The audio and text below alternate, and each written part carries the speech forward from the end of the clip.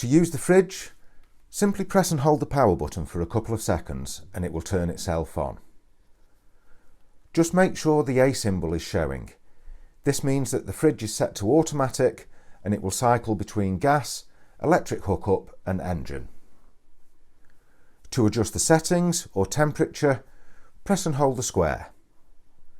Firstly, it will flash on the energy settings, which we don't want to change. So if you press the square again, it will then go over to the temperature settings. We can adjust up and down using the arrow keys. Usually 3 bars is fine, 4 if it's quite hot, 5 is great for initial cooling but will start to freeze everything in the fridge after 24 hours or so.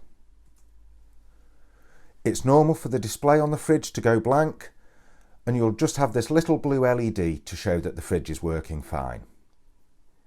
If it develops a fault, the LED will turn red and the display will start flashing.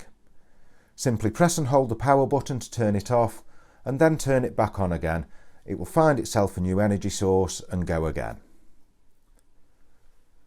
Just remember that at the top of the fridge is the element. Items placed close to this can soft freeze, so if you have any fruit or veg, place this lower down the fridge to avoid spoiling it.